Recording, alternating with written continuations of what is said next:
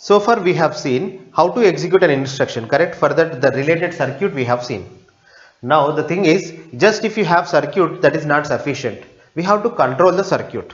That means at the right point of time, the right signals has to be generated so that appropriate parts will work. In that way we have to do that, right? That means you have a circuitry, but we have to control it. That's why we need another circuit, sometimes also known as control circuit.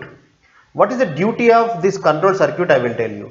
This control circuit has to generate the control signals so that signals will direct the execution sequence. Example, you have load instruction. Then this, the circuit should work in one way. If it is store instruction, then some of the parts should work, right? In that way, it depends on the instruction execution, the right things should work, right? For that, we have to generate the control signals. I will explain with one example. Example, let's say this multiplexer. This multiplexer has to select either immediate value, otherwise the result which is coming from RB, right? So, but which one? Your circuit is ready to take the input from, that means this AL is ready to take the input from RB and also immediate value, but which one depends on the instruction, correct? So depends on the instruction, this multiplexer should work. That's why we have to control this multiplexer. Similarly, there are lot of such kind of small circuits which has to be controlled for the desired operation. So example is this multiplexer. Similarly, you see this one, sir. Remember one thing, all these blue color things are control signals, okay? So sir, why this control signal? I will tell you. Example, you want to do addition, not multiplication, but ALU contains adder circuit, multiplication circuit, everything, let's say. Then which one you want at some point of time? So depends on that, the proper circuit should be enabled, correct? That's why this ALU operation is a signal. So that signal is going to identify the right circuit. Example, the instruction is add, then probably you require adder. If it is load, then still you require adder. Sometimes multiplier might be required, correct? So in that way I can say that this control signal is going to find out, otherwise going to enable the right circuit, whether adder or subtractor, everything. Now similarly, this multiplexer is going to take the return address sometimes, memory data sometimes, correct? Sometimes it is taking the data from RZ, correct? But which one? So it depends again on instruction. That's why one control signal is required here, of course, not one control signal, two bit control signal. That signal is, let's say, Y select, that means multiplexer selection. So which one you want to select, either this one or this one or this one. There are three inputs, right? One of them should be given. That's why 2-bit control signal is required here. Understand? Similarly, these conditional signals. So generally all these control signals are inputs to this circuit, but these conditional signals are outputs. I will tell you. Sir, what is these conditional signals? I will tell you. Whenever you are doing addition, sometimes you get overflow, sometimes may not be addition. Let's say you are doing some arithmetic. When you do some arithmetic, sometimes you get negative result, sometimes you get zero result, sometimes you get overflow, sometimes you get carry bit, right? Carry out. All that bits we are recording in process status word, already I told you, right? So that bits are actually signals which are going to affect your sequence of execution. Example, in this instruction, if you get some divide by zero error, otherwise if you get overflow, then that overflow is going to affect your execution sequence, correct? That's why, so I can say that the conditional signals, whatever comes, they are coming out, they will help you in deciding the next instruction. That's why I can say that we use these signals for input to the control circuit.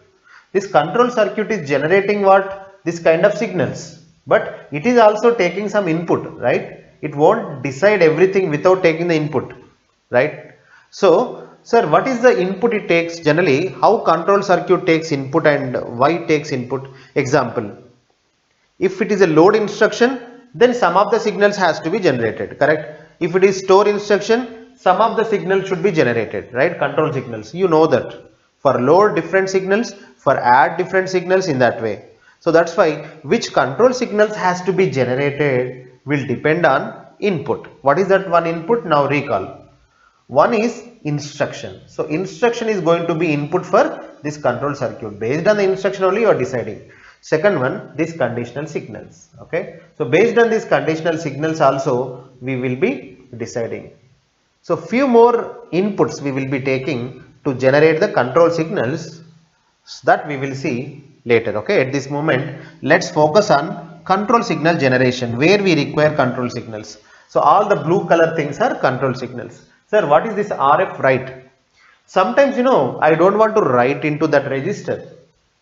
Correct, this register file. Example, if it is a store instruction, I do not want to write anything into register file. At that time what I do is I don't enable this register file. That's why this RF write is a control signal. It will be only enabled for sometimes. Example, if it is load instruction, otherwise it is load instruction, otherwise add instruction, then we will be enabling this RF write at the fifth stage. In the fifth stage we will be writing right. So that's why I can say that in the fifth stage I enable this only for few times. Sometimes I disable it. That's why I say this is a control signal. Who will decide that? Instruction. That's why, of course, control circuit. But control circuit decides that based on the input. Otherwise that means instruction. Correct? Of course, forget about the inputs. Now finally we have a control circuit that will decide whether this register file should be enabled or disabled. Correct? So in that way this is required. Now we see this one, PC enable PC select. Sometimes see actually this PC select is taking input from RA register. Already we have seen. Correct? So sometimes it is, forget about that, like from where it is taking the input at this moment. Now what I want to tell you is, forget about this PC select. First of all, we talk about PC enable. Sometimes I don't want to update program counter. Okay. I want to update program counter not in every stage. You know that. When to update program counter? Maybe in the fetch. Whenever you are fetching the instruction, at that time we increment program counter. Correct? That's why what I want to tell you is, so this program counter should be updated only few times. When? Forget about that. Doesn't matter now. But only few times we are updating this program counter, especially we are updating it in fetch stage, sometimes in the execution stage, right? So finally what I would like to tell you is, so there should be some control signal. We should decide whether program counter should take the input or not. That's why I say there is a PC enable signal. Similarly, you require PC select. PC should get the data from RA, otherwise from this adder. We know that, right? So this adder generally is connected to here. Okay, adder. That means, do you want PC equal to PC plus 4? Otherwise, PC is nothing but return address, RA, which comes from this RA, correct? So finally, whether program counter should go to next instruction, otherwise it has to jump. For that we know this PC select will decide. That's why again you require a control signal in that way. So the main idea about this session is, otherwise this discussion is to understand that, so there are a lot of control signals we need. That's it. Okay. Now don't try to exactly remember everything. No one will ask in the gate why this, how many conditional signals we have here. Otherwise, how many bits are required for this ALU. That kind of question they don't ask. Otherwise, how many control signals are there in the overall machine? That doesn't matter, right? It depends on the architecture and ideas. Don't worry. Now just understand that we need control signals. Yes or no? Yes. So similarly, we'll see some more control signals which are important. See here, every multiplexer requires one control signal, obviously, because it has a decision, right? That's why. So here we are going to have control signal here. Ignore about the reason. We can easily understand. Already we have seen. Now we will come to processor memory interface. Let me focus on this processor memory interface. So this processor is going to, processor memory interface is going to give us memory data, right? This is the memory. Okay. Now example, whenever you want to fetch some data from here, you have to specify the memory address. For that we have to issue an operation called read memory. Okay. So what I want to tell you is, if you want to read, otherwise write, then we have to generate one control signal. It would be good, because we are not always reading, we are not always writing. So what do you want? Do you want to read or do you want to write? That's why these two control signals you see. So read memory signal is especially used for whenever you want to read something from the memory, and memory write signal will be generated whenever we want to write the memory in that way. So based on the signals, the write operation will be carried out. Okay. Now sir, what is this MFC? I didn't understand. So this MFC is for, I will tell you. So this MFC signal is especially to understand that you should understand that memory is divided into cache, comma. So we know that there is a cache memory and main memory, correct? Sometimes you might not get your data in cache. Already I explained you. At that time we have to go and search in main memory, correct? That takes a lot of time, correct? That may not take one clock cycle.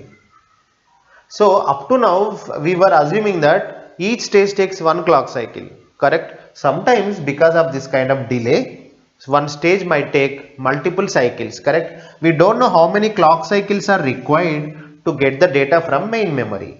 If it is cache, then it is required only one clock cycle, right? Now if it is from main memory, you require variable number of clock cycles. Maybe you might require 3 or 4 or 5.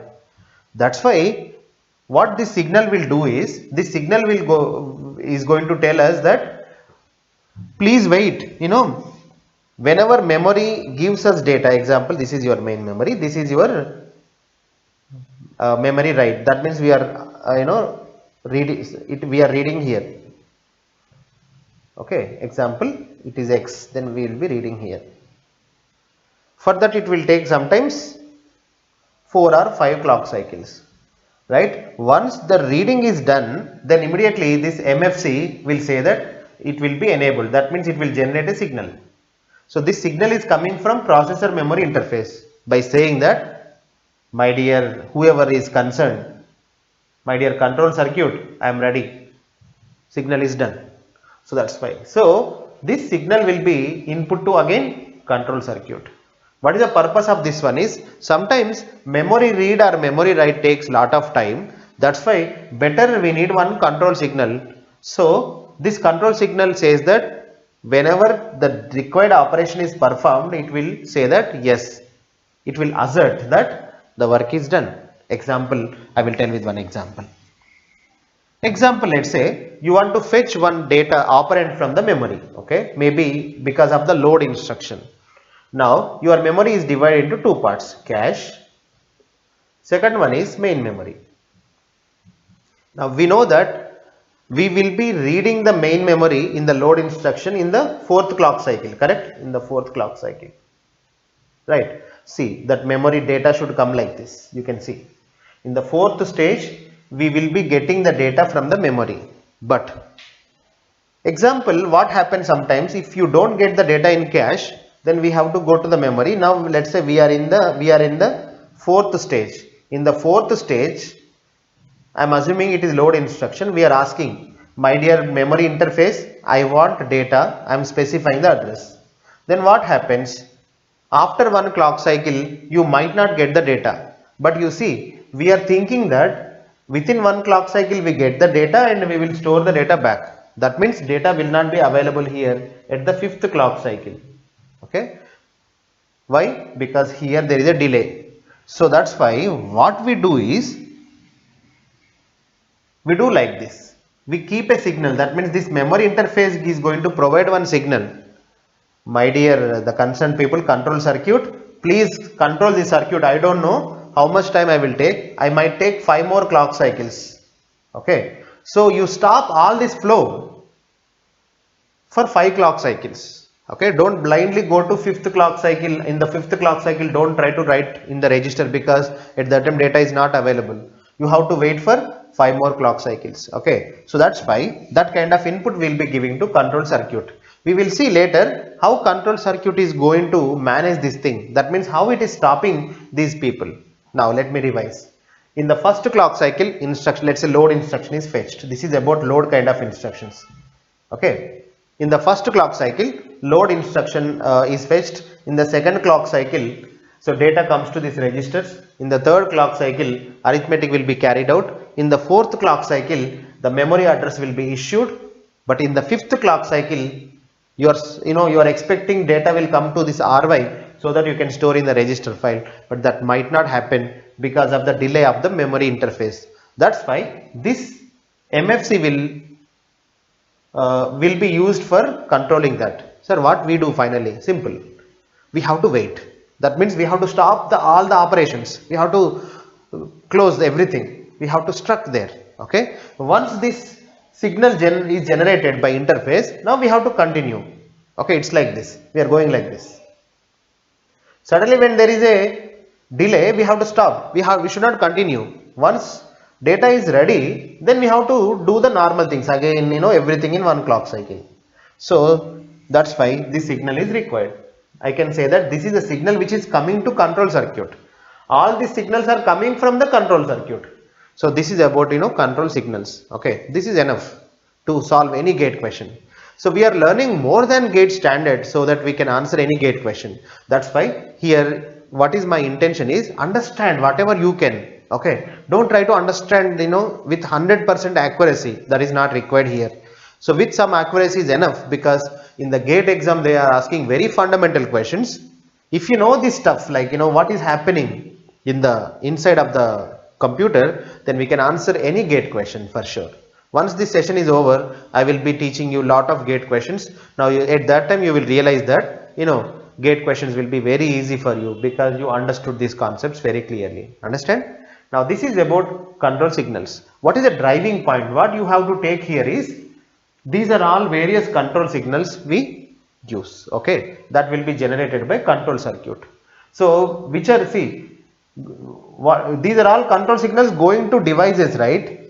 Correct. They are all generated by control circuit. Now which are coming out, like conditional signals and this MFC, that is the input to control circuit to generate the control signals. Finally, I can say that your control circuit is going to take some input and it is giving some output. Example, this is input and this is input, and what is output? These control signals. Okay. Now one important input of this control circuit is instruction itself, correct? So opcode. So that opcode also will be given as input. Now we will see how to design that control circuit. There are two ways we can design the control circuit. One is hardwired control circuit. Second one, microprogramming. Generally for RISC kind of architectures, hardwired is enough, because it is simple to implement.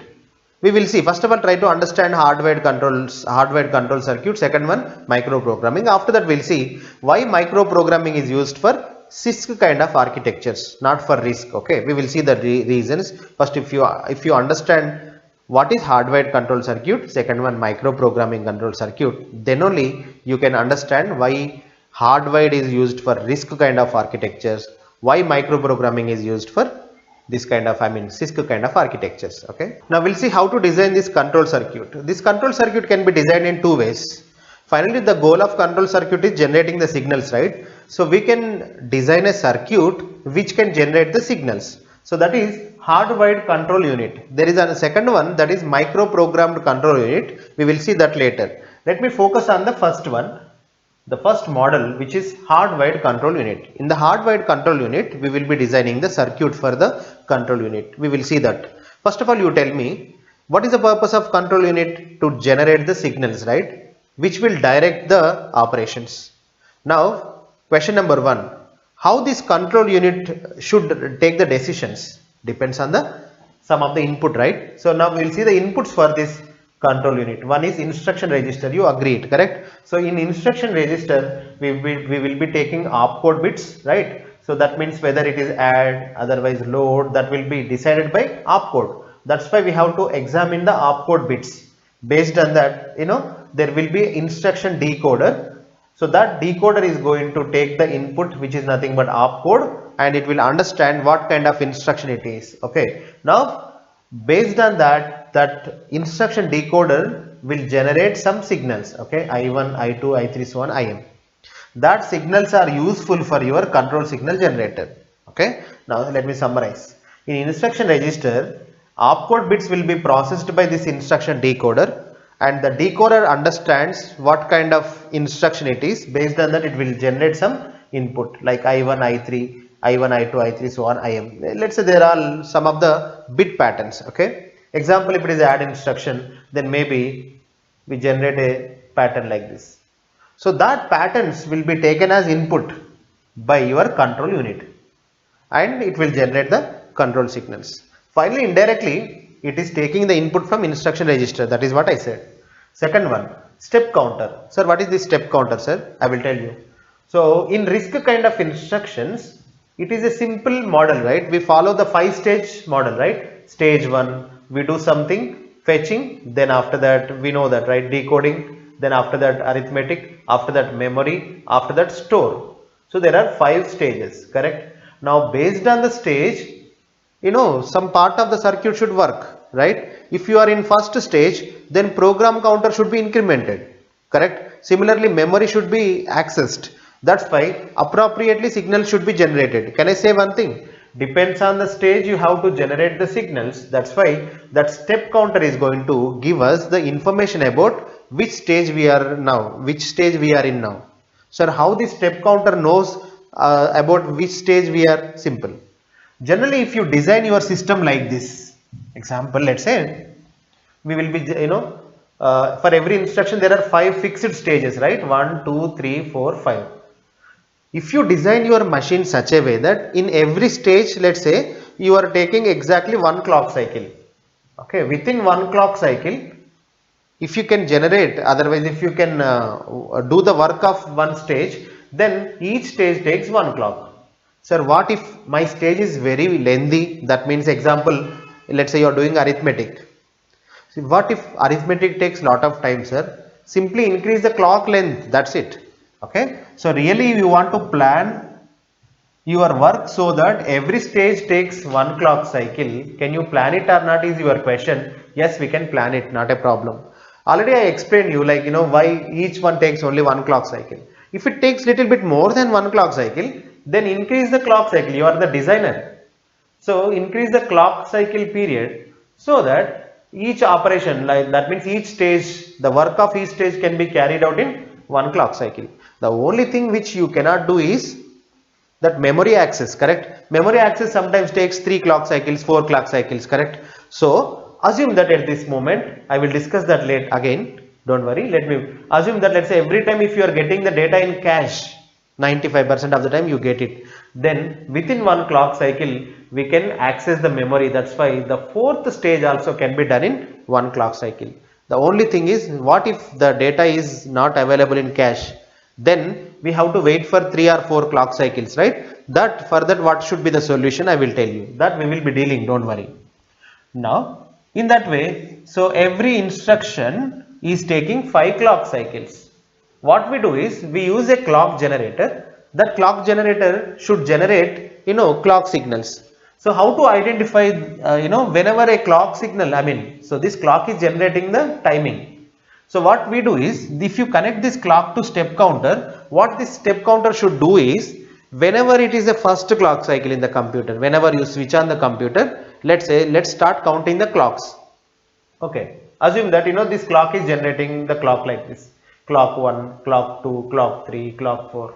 Someone should count it. Step counter is going to count it. So did you know one thing?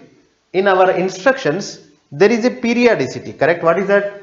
In the first clock cycle, fetch, then decode, then after that ALU, correct? Recall, fetch, decode, ALU, memory, store, then again fetch, decode, in that way. So the step counter is going to generate 5 patterns like this: 0, then 1, then 2, then 3, then 4, then 5. In that way, assume that, let's say, in digital you learn how to create a counter, correct? Now assume that, let's say, this counter is going to oscillate between 0 to 5 like this: 0, 1, 2, 3, 4, 5, again 0, 1, 2, 3, 4, 5.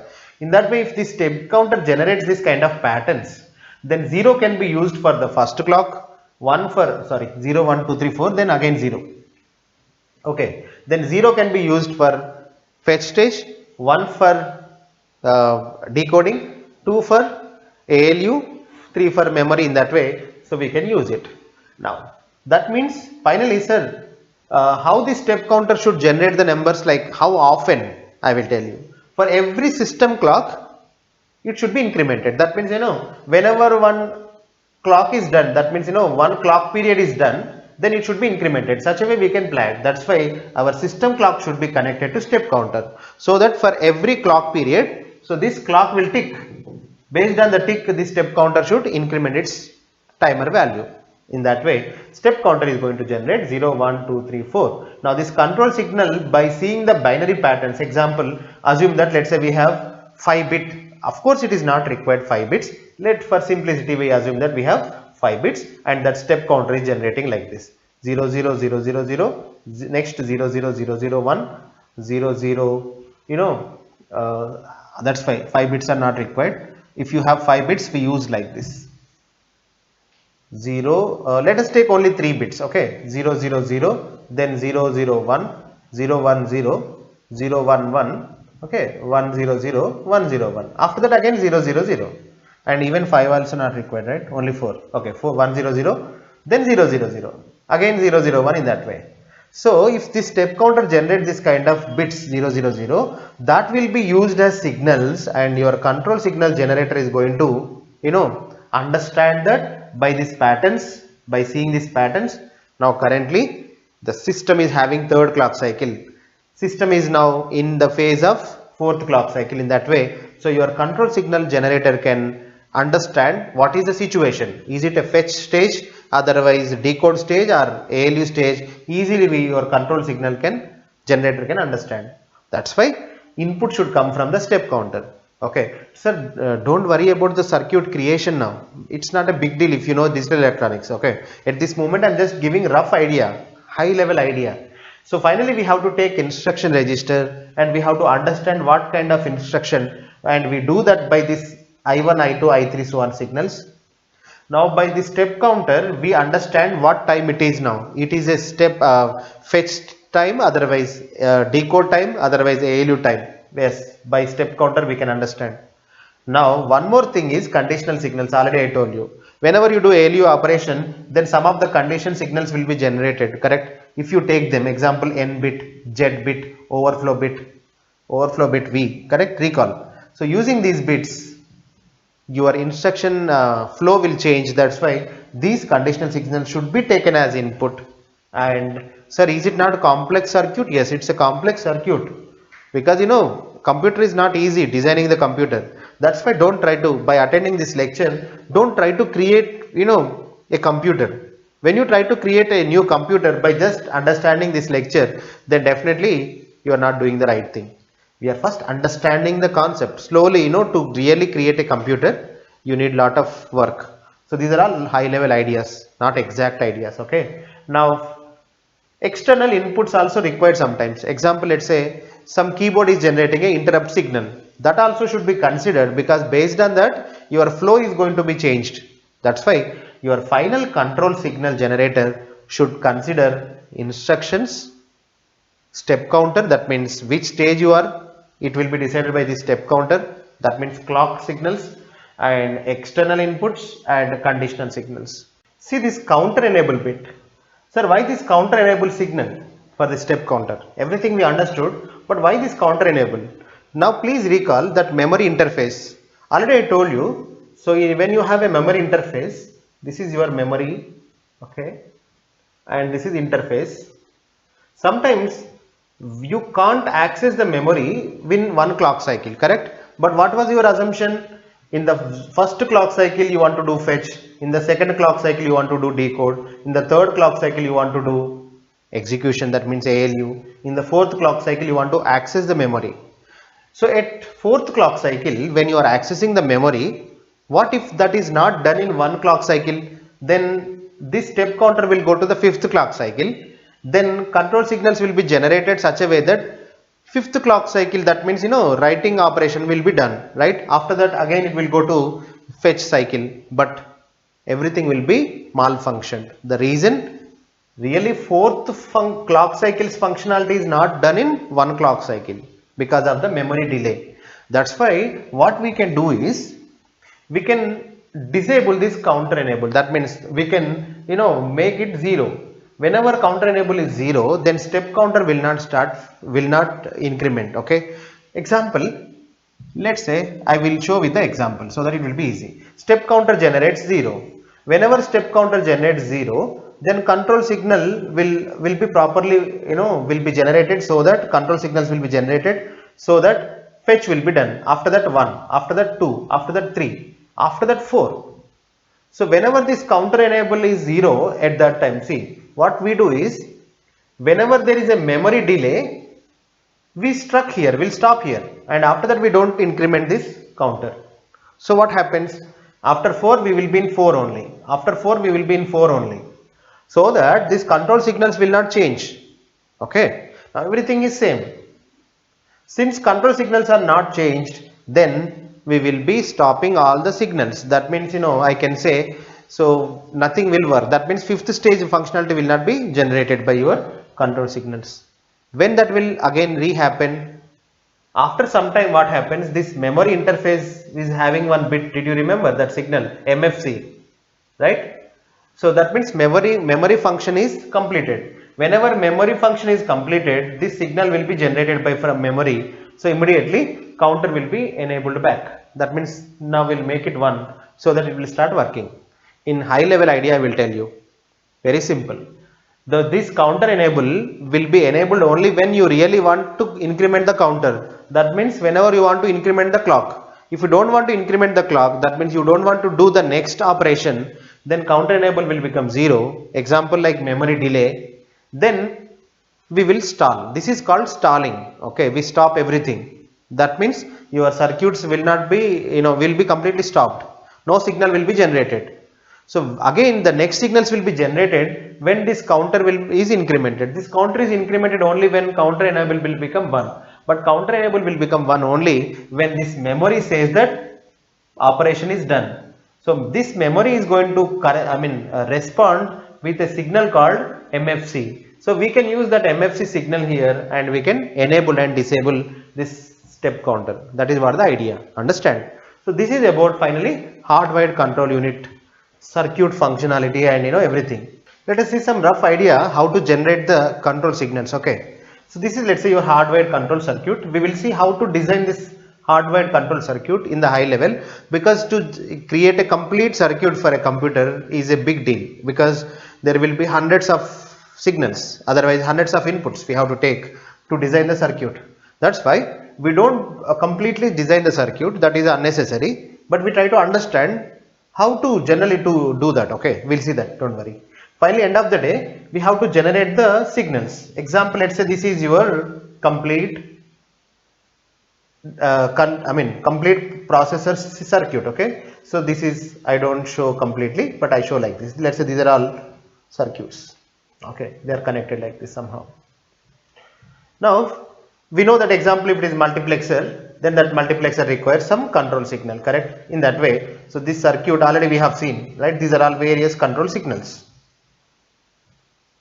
So what happens is, so this hardwired control unit periodically for every time unit, that means for every clock cycle, it will generate some signals. Example, let's say this C1 signal is 0, C2 signal is 0, C3 is 0, C4 is 1, C5 is 1, C6 0, C7 1. If such kind of signals are generated, okay, and every signal is a binary pattern, 0 or 1. Okay, now 0 0 0 1 1 0 1. What happens is, this C4 is already connected. Example, this is C1 signal, this is C2, this is C3, this is C4. In that way, all these signals are connected to various parts of your circuit. Okay, so example, let's say C4 is 1, right? Then what happens? This will be enabled, this circuit will be enabled, whatever it is, whether it is multiplexer or ALU, whatever. Similarly, C5 is 1, right? C4 is 1, C5 is 1, C6 is 0, C7 is 1. So these three things will perform the desired operations, whatever it is. Sorry, this one and this one and this one, and required operation will be done. Such a way we plan it. Okay, now this is a rough idea. Finally, what I want to tell you is, your circuit, if you see, there are various control signals, correct? So appropriate control signals are generated by your hardwired control unit whenever time proceeds. For example, you know one thing, right? So first of all, whenever you start the system, that will be time 1, that means first clock cycle, second clock cycle. For every clock cycle, your control signals will be generated. T1, T2, T3, T4, T5, again T1 again, correct? T2, because it's a cycle, we know that, right? Only there are 5 stages. I can say that fetch, decode, ALU, then memory, then write again fetch in that way, T1, T2. So depends on the stage, proper control signals will be automatically generated by your hardwired control unit. For that we have to create a circuit. Sir, but how to create a circuit? Already I explained you, right? What are the inputs we have to take and how to create a circuit. Now we'll see one particular signal. Example, there is a signal called RF write, recall. So we have a register file, right? For register file, there is a signal called RF write. That means to write into the register, we need some time, correct? That means we have to do it only in few times. When we have to really write something into register file, for that it depends on the RF write signal. So you tell me when this control circuit should generate this signal, that means when it should send 1 in through the signal is the question, correct? So finally your control circuit is going to generate either 0 or 1. That means it is going to send through this signal either 0 or 1. Then when it should be 0, when it should be 1, actually when it should be 1, see here. Definitely we will be writing something into register only in the 5th stage, correct? Write register stage, we know that, right? How many stages we have? Fetch, decode and ALU followed by memory. In the 5th stage there is a write instruction, write phase. In the write stage we will be writing into register, you know that, right? Especially that's why when the clock cycle, the time period is T5, that means we know already, I told you one thing. So there is a clock generator, did you remember? So that counter, did you remember that counter? That counter was generating patterns like this, T1, then T2, then T3, then T4, then T5, okay, then back T1, T2, in that way there was a counter. So whenever that counter generates T5, at that time only we have to enable RF write. Now recall, for every instruction are we writing into registers? No, we have to write them only when the instruction is load, the instruction is call, the instruction is ALU. Whenever it is ALU, recall, add R1, R2, R3. Then what are we going to do? In the 5th stage, definitely we will be writing the result into R1. That's why for add instruction, that's why not only add, for subtraction, multiplication, everything we have to write the result back. That's why for all the arithmetic logic unit instructions, ALU instructions, and for every load instruction, for every call instruction, we have to, and when especially time is 5, that means whenever it's a 5th stage, this T5 indicates that it's a 5th stage. Already I told you, your control circuit knows that which stage we are in, correct? Based on this counter, correct? That's why, so finally we have enough inputs, don't worry about inputs. So using the inputs, what inputs should generate RF write signal? That means when this RF write signal should be 1 is summarized like this. For that time, the counter should generate a time called T5, and that's why in the digital we write dot T5 and what else? Especially in T5 only we use, and especially the operation should be, sir, how do you know that whether it is ALU or not? Did you remember? We are doing decoding, right? So in the decoding phase, we will be decoding the instruction and we are understanding whether it is ALU instruction or load instruction or call instruction. For that we have a circuit called decoder. The job of decoder is to understand whether it is ALU instruction or not, load instruction or not, call instruction. Already I explained you in the picture, correct? So that's why it's not a big deal for us to understand whether it is load instruction or not, call instruction or not. So this is the Boolean expression, I can say, which represents this signal RF write. Similarly, for every signal, it is looking very easy, but I will tell you, for every signal, control signal, okay, you know what is control signal, right? Already I explained you, right? So for every control signal, we have to write this kind of equation. After that, we have to realize a circuit, right? In digital electronics, you have realized, example, if you have a circuit like XY bar plus X bar Y, you know how to create a circuit for that. Similarly, here also we have to create a circuit. That is called hardwired control circuit. But generally it will be, very big circuit, okay, and complex circuit, right? So that's the thing. And one more thing, especially for RISC kind of architectures, there will be a pattern, repetitive pattern I can say.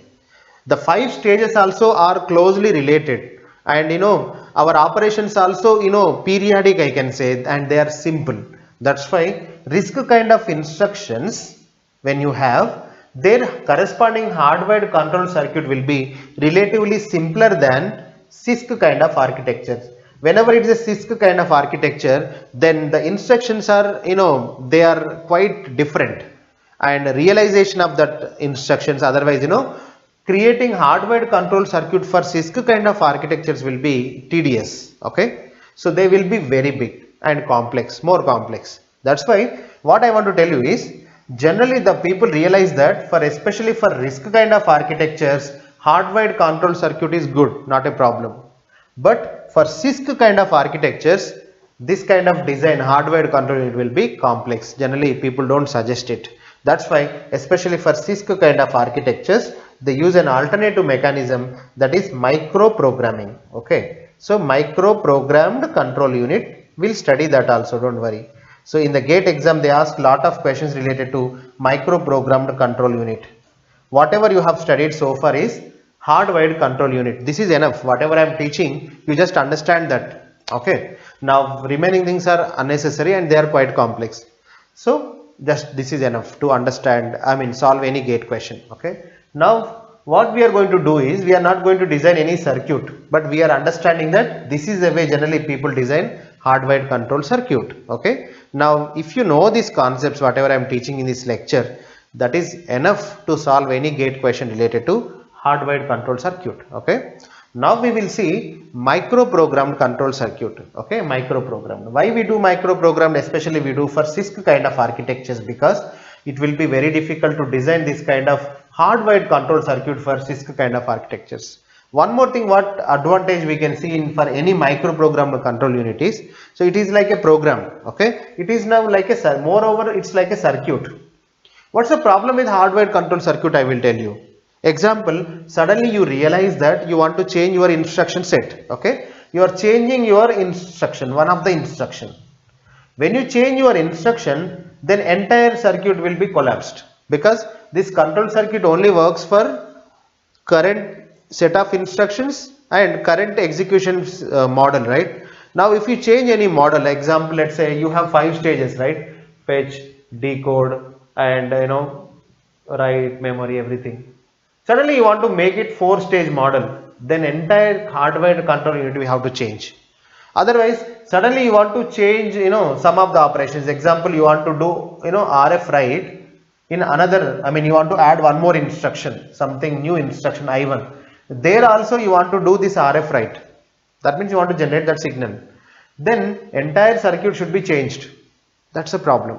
Okay, so what I want to tell you finally is, if you modify your instructions, otherwise if you change any input to this hardwired control unit, you want to change, then this entire hardwired control unit will not work. So we have to restructure it, otherwise you have to redesign it.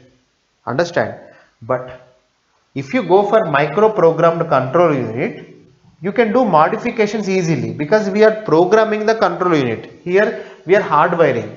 Whenever you do something hardwired, then it will be difficult to change.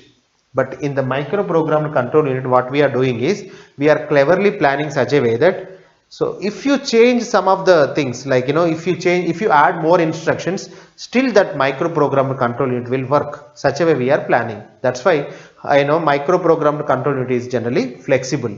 Hardwired is not flexible, because that is one thing. That's why people go for micro programming. But especially for RISC kind of architecture, generally it's okay, like to have hardwired control unit. Okay, but especially for CISC kind of architectures, people use micro programmed control unit.